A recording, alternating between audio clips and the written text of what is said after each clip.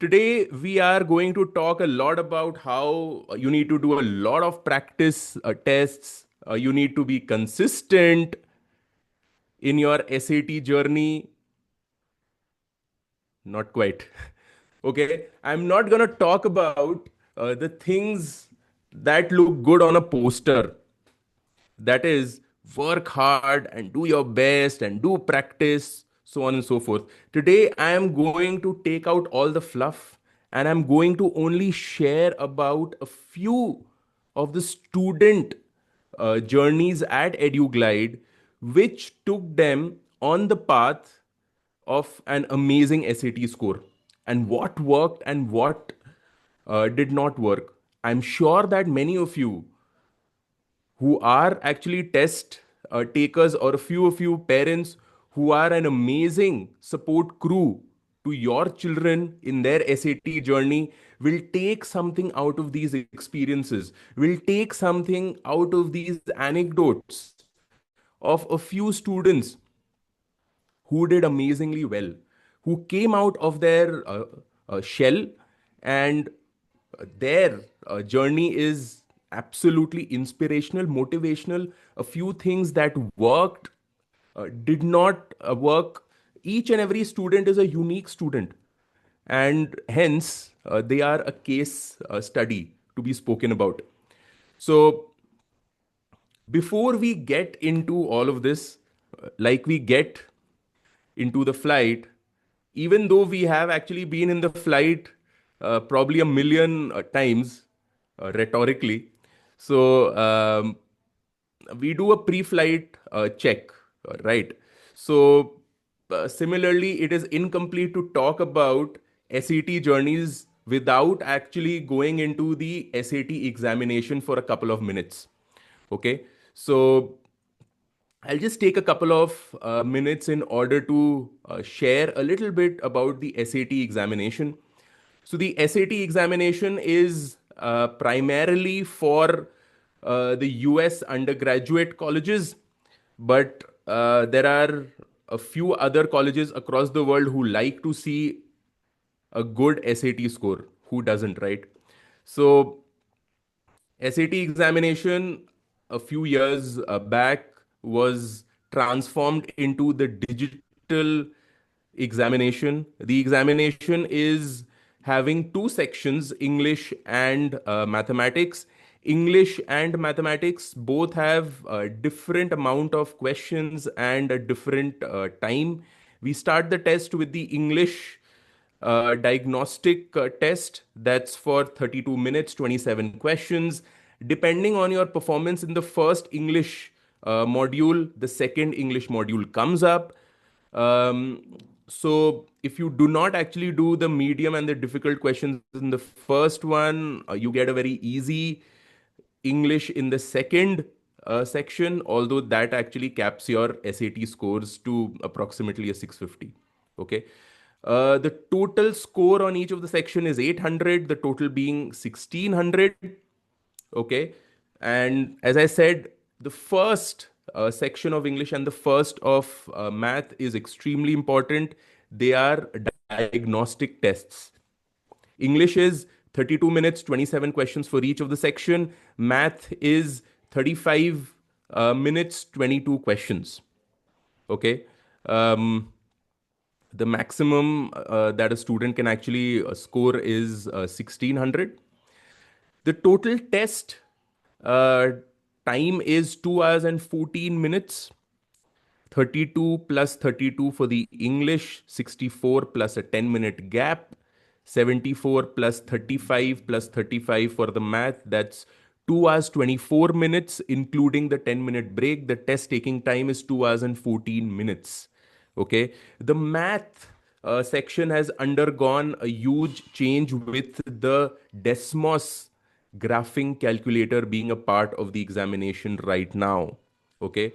So, as a few of you will also see once you become a part of the EduGlide journey, that the Desmos calculator is also inbuilt with our student portal and our adaptive testing test prep, right? Now, it's only fair to give a brief introduction about who I am and the team of EduGlide. So, I am Samkit. I am the founder at EduGlide. I have been in the coaching space since 2010. I have had the luxury of individually overseeing and coaching, most of the students. We have already taught approximately 10,000, students across 15 years, and EduGlide is a fairly new organization, a sister concern of our earlier organization EduSure. EduGlide basically tackles all the study abroad examinations. Okay. um, in the team, we have two extremely capable faculties for SAT examinations per se. So for the math, we have Apurva ma'am, and Apurva ma'am has had the experience of already coaching hundreds of SAT math students. And we have Arpita ma'am, who has had associations with Allen Princeton for SAT English. She has also been a part of EduGlide, since the inception, and she has also had the luxury to individually tutor multiple, students. Okay, we have in the team Khushi. Khushi, can you say hi? Hello, hi everyone. So Khushi has been a part of EduGlide again, since the inception, and she has had the experience of handling operations, back end, schedules, and ensuring that a student actually goes on the SAT journey successfully. So Khushi has had the experience of doing it since the last, approximately 3 years. So, glad to have you on the team, Khushi. Thank you, thank So you. that's about the team.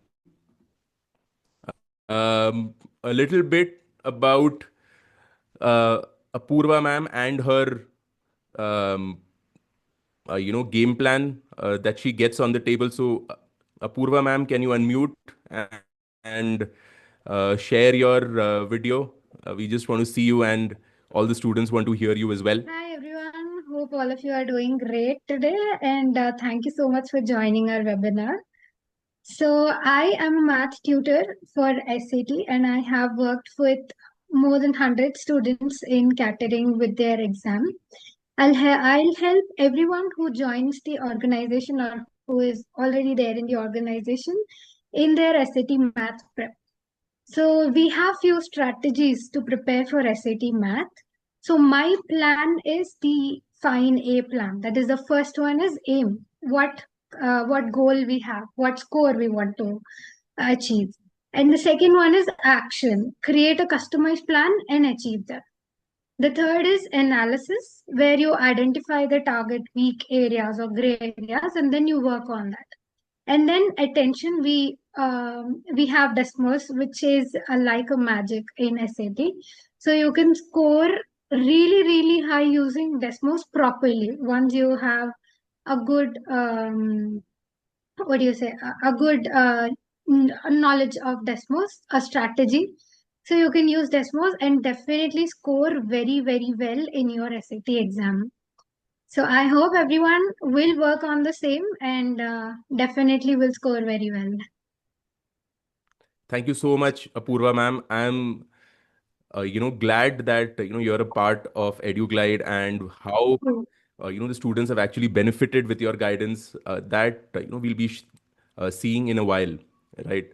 When we talk about individual student journeys. Thank you so much. Right. So now over to SAT English. For that, we have Arpita ma'am.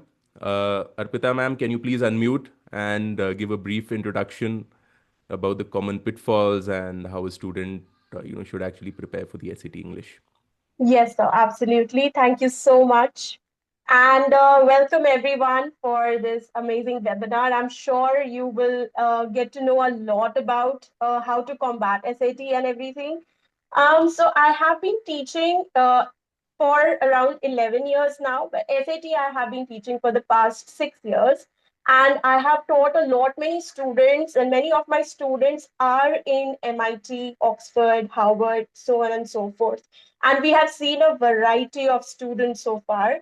I mean, there are students who are amazingly awesome right from the beginning, and there are students who are a little average because when it comes to English, it's difficult for Indian students, isn't it? Because we are so much inclined towards mathematics that we feel that okay, English is manageable. What's so much in English? We'll manage it later. But no, when it comes to SAT, English becomes a little difficult because there are so many things included in this, right? So it's grammar, it's reading, it's vocabulary, and so on and so forth, right? So when we are dealing with reading, grammar, and vocabulary, so what should be your strategy? That's what we work on. Probably you're really good with reading. So we would need to strategize on grammar or vocabulary. Or maybe you're really good with grammar, but you face a little difficulty in reading. Okay, so it's not just reading on the surface, it's analyzing the passages. All right, and after the SAT has been digitalized, one good thing has happened that after those long passages that you had to read initially has been shortened to really short texts. So in there, you are just required to read the text, interpret it in the best possible way, and then come down to the questions and then use different process, which we will let you know, of course, when you come on board with us. Okay, so this is how it is like, and vocabulary being something which cannot be, imbibed in a day. It is a long process. Okay, and we will be taking that up as well, like slowly how to develop your vocabulary, and that would ultimately help you with your reading and writing section, the verbal section of SAT. So looking forward to, of course, teaching you all soon. Thank you, Samgit sir. Over to you. Thank you so much, ma'am, for your insights. Now let's actually go into the first um, journey that I wanted to talk about today. As I said, there's no fluff. We basically talk about all the journeys with the permission of the students in order to inspire and to basically show to each of you what things actually worked in each of these. So first we meet Manya Batra. So Manya was 11th grader. Right now she's gone in the 12th grade, and she was already a very good SAT taker. In the diagnostic, she scored a 1440, and her aim was approximately 1550 upwards. So she was a student who already knew that she is good, and that can also be a problem, right? And we discovered that. So she actually thought that she'll be able to do it on her own, and she multiple examinations out of the way, she saw that her score was actually dipping. Right. So from the first examination of a 1440, after 15 tests on her own, the last test saw her, I think, getting a 1390 or something. Actually, Khushi will be able to confirm on that a little bit. So, that's when she came to EduGlide, and we actually made a custom plan for her. And how did it work?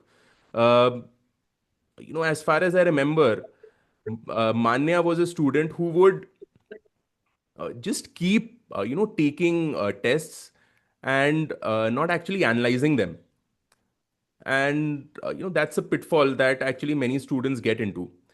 So Arpita ma'am, can you share your experience with working with Manya and how Yes. you made her improve? And then I'll come to Apurva ma'am and then to Khushi in order to share how we designed her personalized plan, her journey. Yes, absolutely, sir. Thank you so much again. So, as I just mentioned initially, right? So, there are different types of students, okay? The ones which are really good right from the beginning. So, once we took the diagnostic test, we already saw that she's doing really good.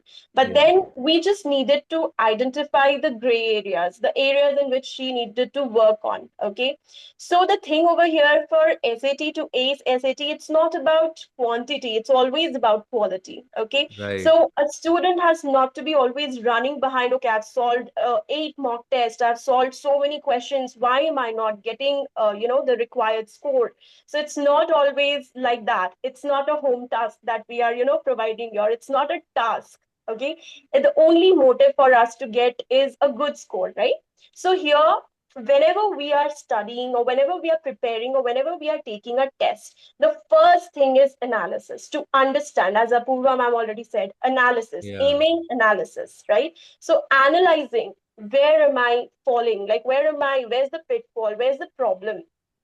Okay, so first we'll have to identify that. Then we need to, retrospect. We need to reflect where exactly is the problem and how to combat that. So imagine I'm taking mock test one and I'm facing a lot of issues with grammar, but I'm not working on it and I'm taking another mock test. So will my score improve? Of course not.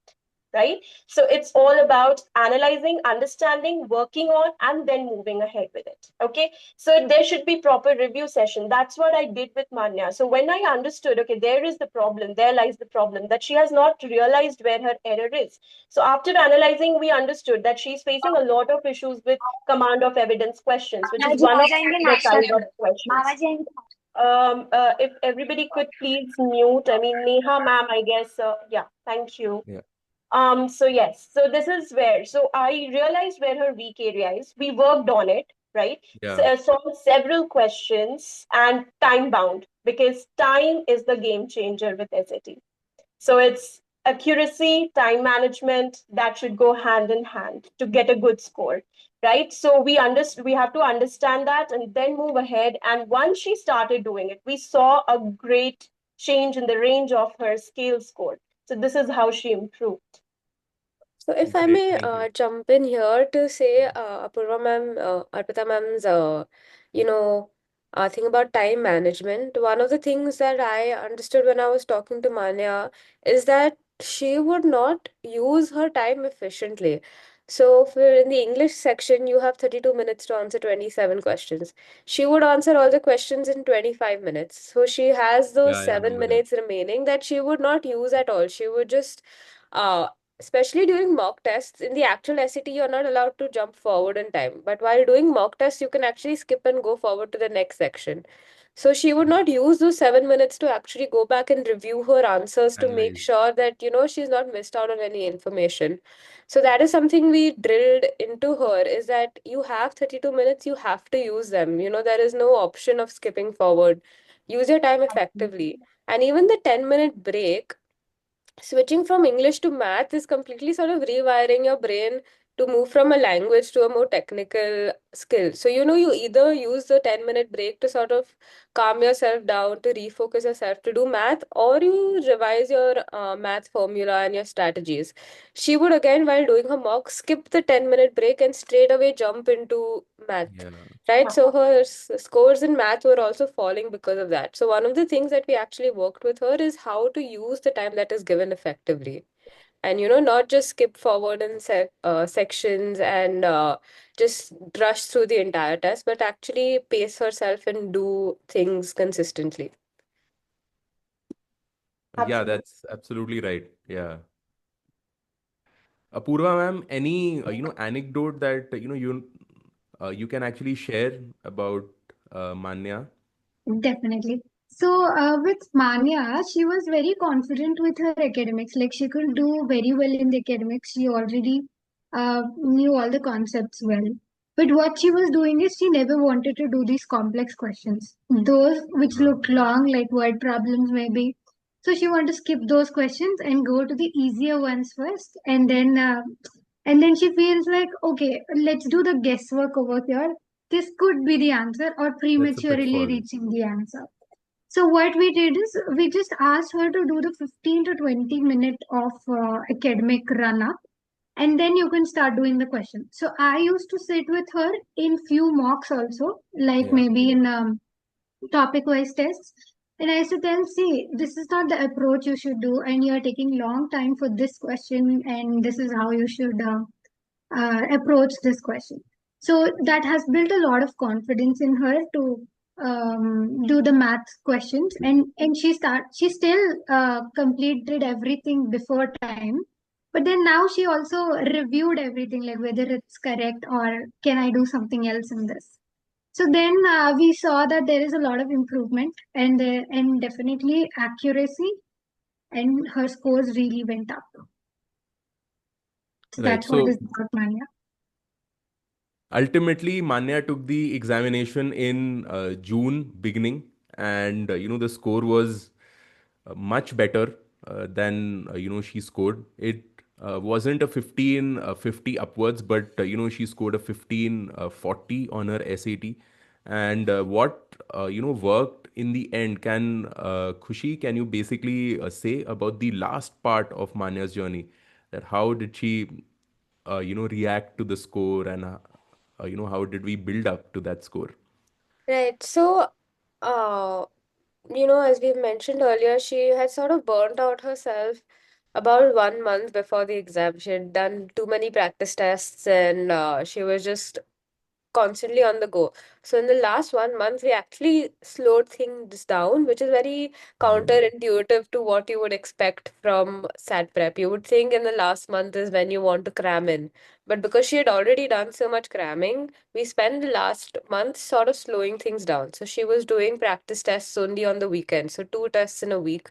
She was taking her time during the week to sit with the teachers and me to analyze each of her tests. So we had created a special error log for her where post each test, Manya and I would sit together and go through every answer that she's given. So if she's even if she's gotten an answer correct, we would sort of understand which topic that answer is coming from. Why did she get it correct? Did she get it correct because she guessed the answer, or because she was able to understand the strategy and the answer itself and then get it right? And for questions that she got wrong, again, we would sort of try to understand why did she pick the wrong option? Was Did she fall for the trap that was there? Did she get confused with the options? And we did this for every test that she did. Not only the full length mock test, but even the sectional test, and sometimes even her topic wise tests. So that really helped us understand what are specific areas in which she needs guidance. And then accordingly we would give this feedback to Arpita ma'am and Apurva ma'am, and then they would do the review sessions with her. So, just taking a step back from going full throttle and actually focusing on the finer details is what helped us to get her to that 1540 from the 1390 that she had fallen down to. Yeah, yeah, So, yeah, that's absolutely true. In yeah. fact, the sheet that we maintain for each and every student, that also gave us an idea about the performance and the weak areas and the strength areas for each and every student. So, we need to capitalize on the strengths and to not actually let the weakness get us down. So we need to understand a fine balance between the two. And the sheet that we maintain for the students, that actually gave us, that insight. Uh, Next up, I was actually very, closely involved with Agam. Not so much with Manya. Agam is a family friend's, son. So Agam, I remember, he used to only study over the weekends. Monday to Friday, he would basically do the, school work. Saturday, Sunday, he would actually study and, take the tests a lot. Something that we realized, later in the day, was that Agam did not actually like math. He hated math, and he did not admit it the first time that he came to us. So we had to discover that on our own.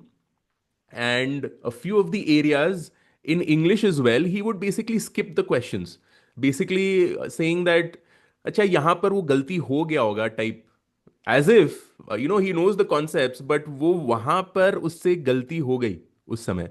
And we realized that he actually did not know the concept, because he basically repeated the same mistakes over and over again.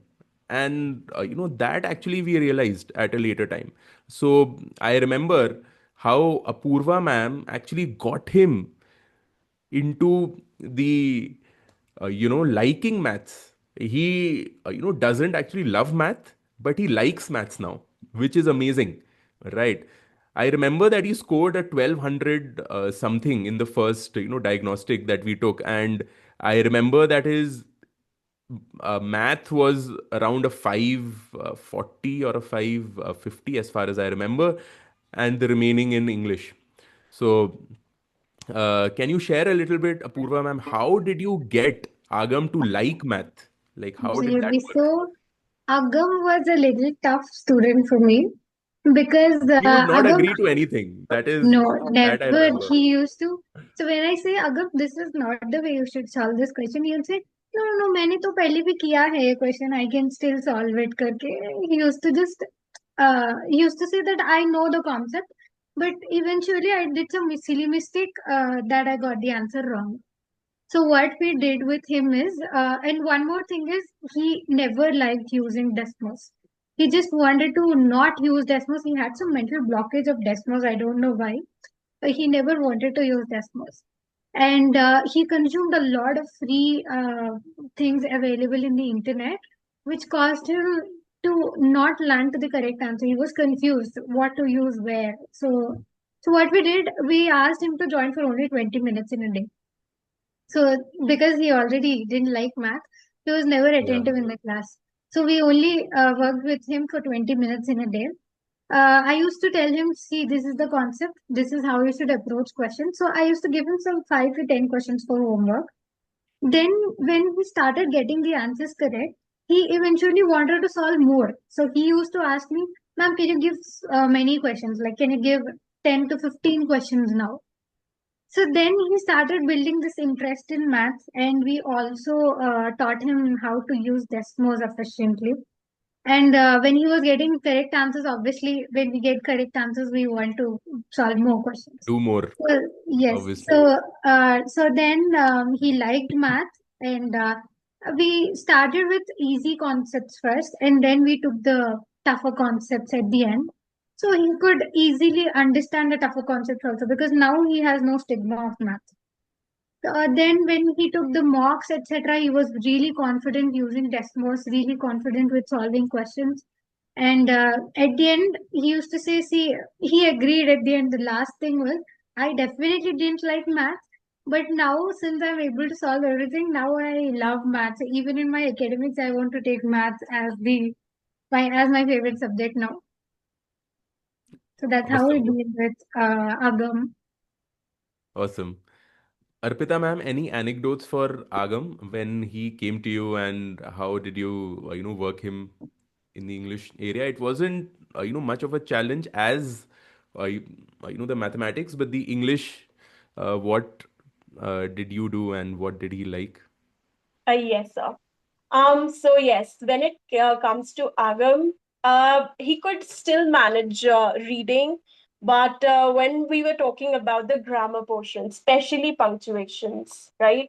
So students are mostly, scared of it, and similar was the case with Agam, wherein we were talking to him, and I just got to know that somewhere he is messing with, the punctuations, like the semicolons, the colons, where to use periods, and why, right? So in that case, we just spoke to him, and I tried to understand where exactly the problem is.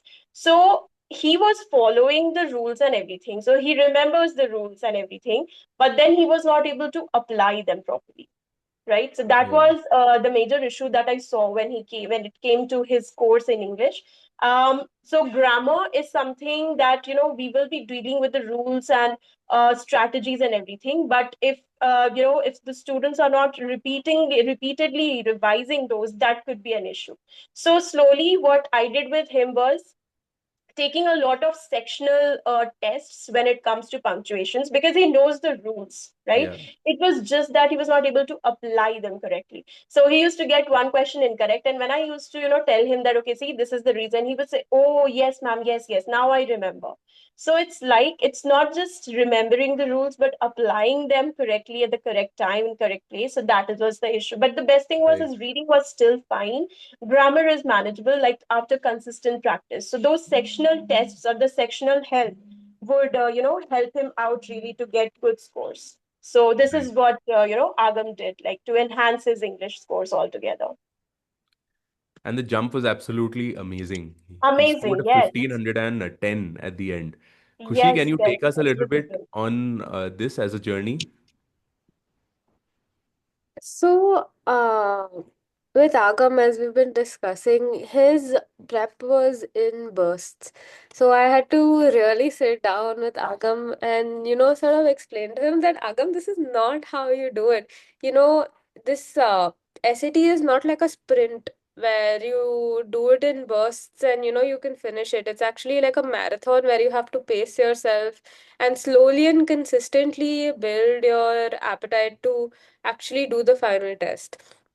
So there was a lot of back and forth between us in the beginning where I would tell him that I understand, that there is a lot of pressure from school and your extracurricular activities that you need to also balance along side by side. But sort of want you to take out at least 45 minutes every day to do SAT practice. So, 20 minutes with Apurva ma'am that we slowly increase, and then another 20-25 minutes of English practice. So, we started with 45 minutes, and then slowly, I was able to get him to dedicate 1 hour, 1.5 hours, and, sort of space out his prep that he's ready to do the whole long marathon for the SAT. And I think it worked out beautifully for him. Like, we slowly Yeah, he slowly was very started happy at seeing the end. uh, slowly started seeing jumps in his score. So he started with a Yeah. 1200, then it was a 1250, then a 1280. Like, it was slow but consistent. So at no point did his score start falling. In fact, they were just on a steady rise. So I think that was, something that I found really amazing is that it was slow but steady, and we built upon it at every point. We didn't let it go down. Right, right.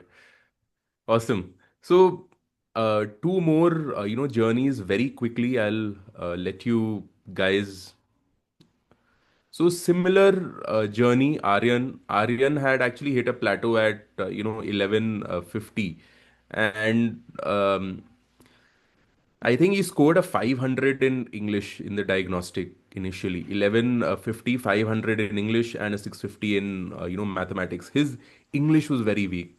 Reading comprehension, not being able to read the passage, and misinterpreting the questions.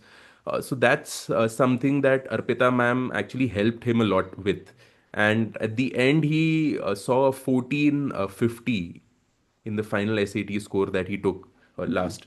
So, Arpita ma'am, can you share Aryan's journey a little bit? Yes, sir, absolutely. So Aryan was, of course, facing a lot of problem with reading Reading comprehension, and comprehension, I yeah, remember. Yeah. and yes, and we have different sections, right? So reading questions can be easy, could be extremely tough, right? Depending on the domain. So he was facing mostly a problem with mostly craft and structure domain, wherein you just don't have to read. Like there's no skimming. Just skimming won't help. You have to scan in the idea, like the whole passage, right? And what he used to do is like just reading it fast, and when he came to the question, he was all confused. Like the options confused him, the choices confused him, right? So when he looked at the choices, the four choices, he said, "Ma'am, all of them looked similar, right? All of them looked very correct and similar. How to Student's eliminate this?" nightmare. Yes, yes, that was the problem. Okay, because once you are reading it speedily, what happens is, he was not able to understand the passage altogether. And the thing is, while reading, we need to analyze it. So I helped Aaron understand that just reading won't help. You have to annotate. You have to highlight the key points. You have to understand. And even before reading the text, you should first read the question. What exactly is the question asking you? Yeah. Highlighting and annotating from the question. Once the question is in your mind while you are reading, you will have a roadmap like what exactly you are trying to extract out of the text. So keeping in mind the question, and then he would go back to reading, and then he would understand what exactly is the text telling you, and then annotating, and then coming to the options and eliminating. So this is something he was not aware of, like this strategy, okay, which saves a lot of time. First reading the question to understand, then going back, annotating, and reading in a way that you don't have to reread the text twice or thrice, because if you're reading a text twice or thrice, it kills a lot of time. And when he Yeah. realized it, yeah, he slowly, got into this strategy. He started, solving craft and structure questions. Slowly, he got confident, and that boosted his score a lot. That's what I have observed, right from the beginning, from the diagnostic test to his actual To test. his score. R- Yes, the actual Right. score. Another example of a burnout was Nupur. So Nupur actually scored a 1450 in the diagnostic, but again a burnout happened, and how the team actually worked with her as well, very similar to Manya, burnt her out, and the resting and actually taking a step back helped out. Khushi can actually, tell her journey better. So, Khushi, can you just share the last few days that you worked with the Nupur? How was it, and how did we achieve a 1550 for her? Yeah, so Nupur was a uh, case where she was extremely bright, and because of And she that, knew it. yeah, That was again an issue. yes, exactly. She was extremely bright and she knew it, and there was a lot of high hopes from not only her teachers and her parents, but also internally. She put a lot of pressure on herself. So because she started with the diagnostic of 1450, she expected that, 1600 is going to be like something that I have to achieve. Without any prep, if I'm at a 1450, 1600 is the only goal that I have. I'm Is the sure if only it was goal. possible, she would try to get a 1700. But because of this pressure that she had put on herself, she went full throttle from the beginning. Before we even got to finish her syllabus, she started giving full length tests. So, in like a month's time, she had done 20 full length tests. So, this was something that we had to work with. I had to sit with her parents also and her tutors and sort of, spend more energy on calming her down and making her realize that it's a good thing that you are doing so well, but that doesn't mean that you take on so much pressure and try to make yourself do even better.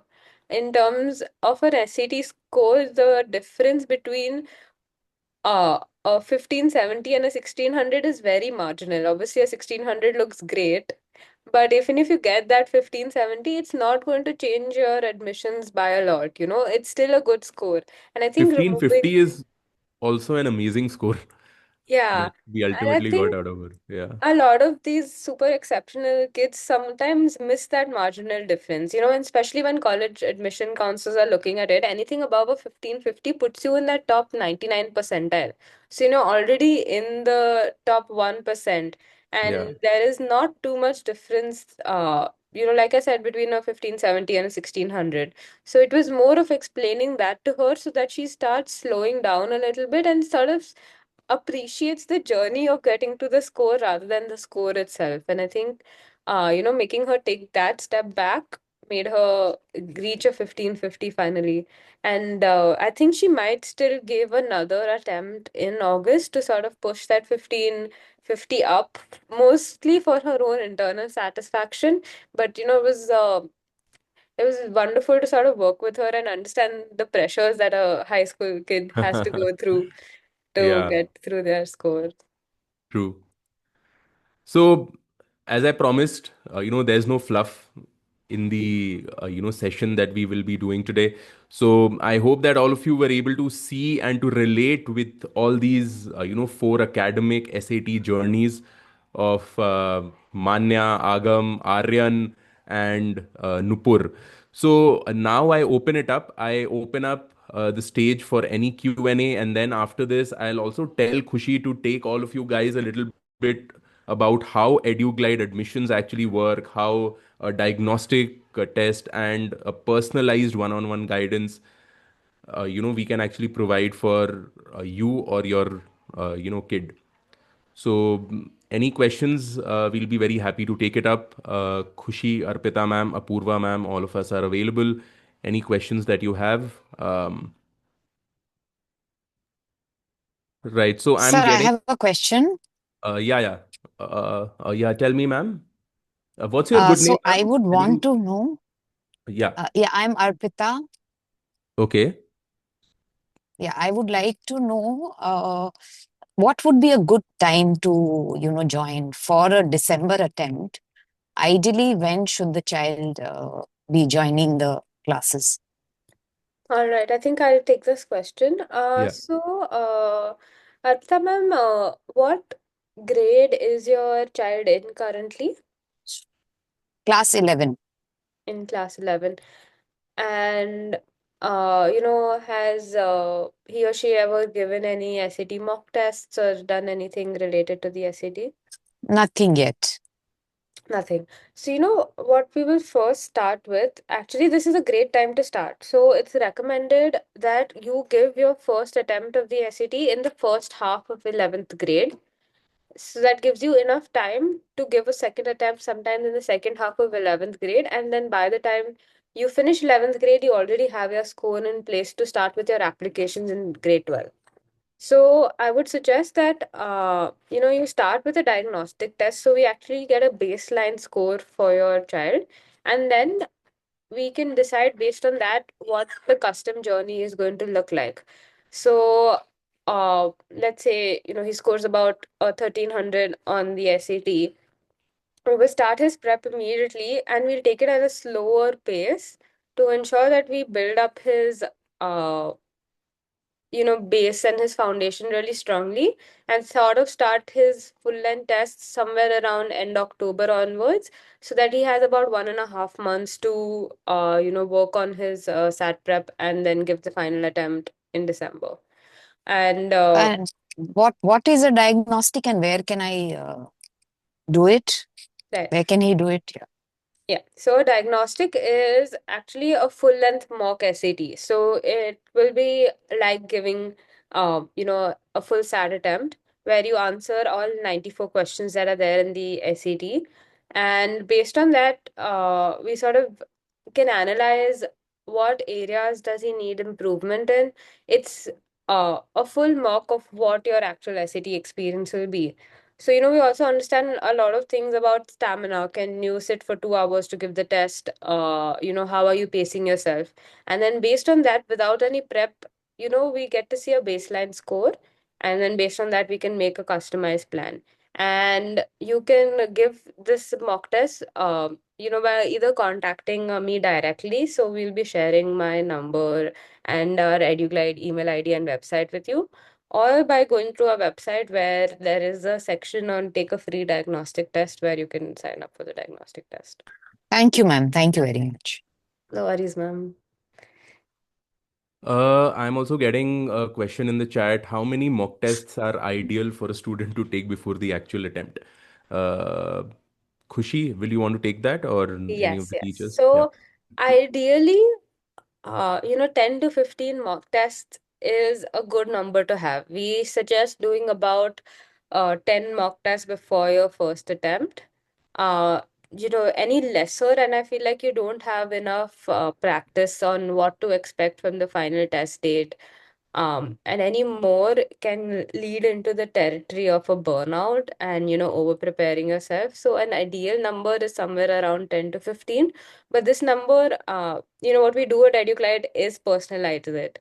So there are a few students where I've recommended that they do only about 6 to 7 full length mock tests before going for the attempt, because I feel like with every test they get a little more nervous and scared. So it's better that they do some sectional practice to improve their scores and use the mock tests, the full length mock tests, as just a practice in terms of time management and pacing and seeing how they sit. Whereas for other students, I've even suggested that they do about 15 or 18 full length mock tests, because they need that practice of sitting for the whole 2 hours. For them, it's not the test that is the problem as much as sitting and concentrating for 2 hours is. Right? So it really depends child to child, but 10 is a good average number of tests to give. Right, right. Any more questions that Uh, There is one on the chat box again. Yeah, Miss Sunita has a question. Do you have full-fledged courses, or are there some courses for repeaters who need more practice tests and less learning? Yes. So, at EduGlide, we have four courses that you can take. So, one is our full length preparation. It's for 2 attempts where we start from scratch. We cover the entire syllabus with you and do the mock test and feedback. Then we have a mock test only tests, and this is mostly again for repeaters or someone who has started with a high diagnostic score and just wants to get practice and feedback on tests. So you can join us only to give mock tests. We also have single subject courses. So, if you feel that you can manage English by yourself and you need some help in math, or if math is your domain and you want to practice English, you can come to us for a single subject as well. And then finally, we have a course specifically for students who are going to repeat. So we analyze your last SAT test. We make you give another diagnostic so that we are able to pinpoint the areas, and the teachers work with you in terms of filling the gaps that were missing in your last attempt. So we do cover the syllabus, but the focus is more on filling in gaps that would help you improve your score for the next attempt that you go in with. So that's about it from our side. So if anyone has any doubts or they want to reach out to us, you can reach out to us on this number. We'll be happy to take you through the test prep, the diagnostic, and an individualized SAT plan for you or your child. Right. Okay. This is the test prep. Testprep.educlide.com. This is where you can actually take the diagnostic test. Right. Thank you so much, everyone, for joining in on Saturday morning, and I hope that we made it, worth your time. And I'll be seeing many of you in a EduGuide, class very soon. Thank you. Thank you, Bye bye. everyone. Thank you, Thank you, everyone. everyone. Thank you Thank so much, you. ma'am. Thank you. Bye Thank bye. you. Thank you, everyone.